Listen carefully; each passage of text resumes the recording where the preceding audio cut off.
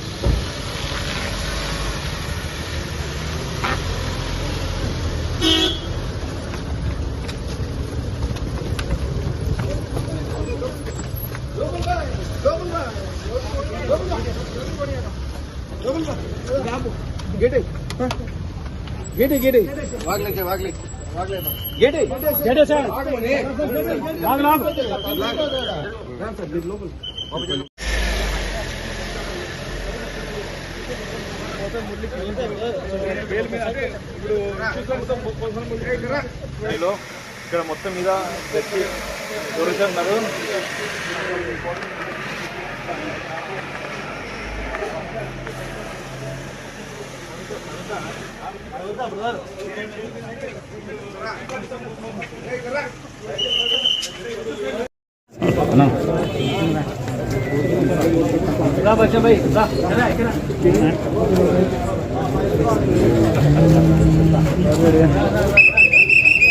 పోసాని మురళీకృష్ణ గారి అరెస్టు విషయంలో అదేవిధంగా ఆదోని 3 టౌన్ పోలీస్ స్టేషన్లో క్రైమ్ రిజిస్టర్ చేయడం జరిగింది.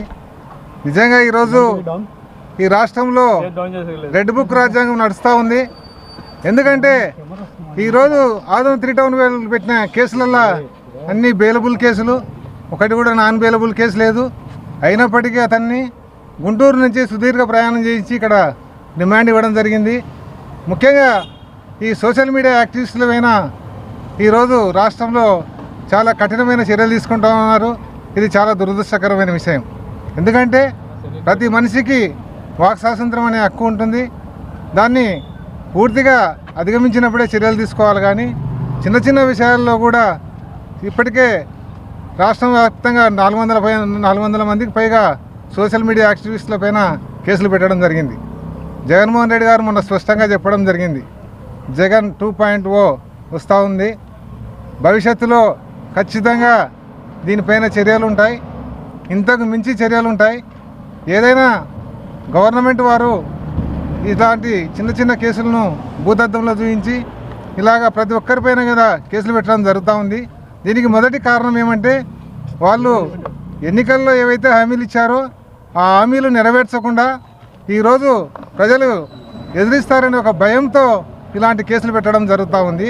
దీన్ని మేము తీవ్రంగా ఖండిస్తూ ఉన్నాం. విచారణ కాదు ఇది. ఇక్కడికి పోసాని మురళీకృష్ణ గారిని పీటీ వారెంట్ పైన రిమాండ్కి తీసుకురావడం జరిగింది. దానిపైన మేజిస్ట్రేట్ గారు కొన్ని అబ్జెక్షన్లు రైజ్ చేయడం జరిగింది. దానికి మళ్ళీ వాళ్ళు సమాధానం ఇచ్చిన తర్వాత రిమాండ్ ఇవ్వడం జరిగింది.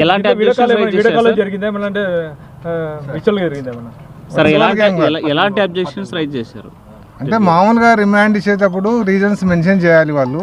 ఎందుకు రిమాండ్ ఇవ్వాలనేది ఆ రీజన్స్ మెన్షన్ చేయకుండా ఫస్ట్ ప్రొడ్యూస్ చేయడం జరిగింది.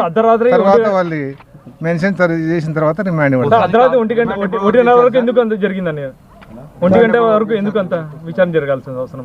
విచారణ ఏం జరగలేదు. ఇప్పుడు విచారణ జరగడం కాదు, అది అతనికి రిమాండ్ ఇవ్వాలనా లేదా అనే దానిపైన, అర్ధరాత్రి వరకు ఎందుకు జరిగింది అనుకుంటున్నారు? అతనికి రిమాండ్ ఇవ్వాలనా లేదా అనే దానిపైన రిమాండ్ వచ్చేసి 14 days. ఎక్కడికి ఇచ్చేస్తారు? Kurnool district jail. హెల్త్ బాగాలేదని అడిగినాడని చెప్పారు. అవును, హెల్త్ అక్కడ వాళ్ళు ప్రొవైడ్ చేయమని మేడం గారు ఆర్డర్. హెల్త్ కండిషన్ ఎలా ఉంది? గతంలో బాగాలేదని చెప్పి హాస్పిటల్కి వెళ్ళి వచ్చారు. తను ఏమని చెప్పుకున్నారా? అతనికి ఆయన చెప్పే ఏదంటే అతను ఎక్కువ వెహికల్స్లో తిప్పడం వల్ల ఇక్కడ పెయిన్ వస్తుందని చెప్పేసి చెప్తా ఉన్నాడు. అదేవిధంగా హార్ట్ ప్రాబ్లం ఉందని చెప్తా ఉన్నాడు. దానిపైన సబ్ జైలు వారికి మేడం గారు ఆర్డర్ ఇవ్వడం ఆయన పర్సనల్గా అప్పీల్ చేశారా పోసాని ఆ విషయం? అప్పీల్ చేశారు. ఎన్ని కేసులు ఉన్నాయి సార్? ఇంకా ఎన్ని కేసులు ఉన్నాయి అది మనకైతే తెలుస్తుంది. అది స్టేట్ వాళ్ళు సువర్ణారెడ్డి అడ్వకేట్, సీనియర్ అడ్వకేట్.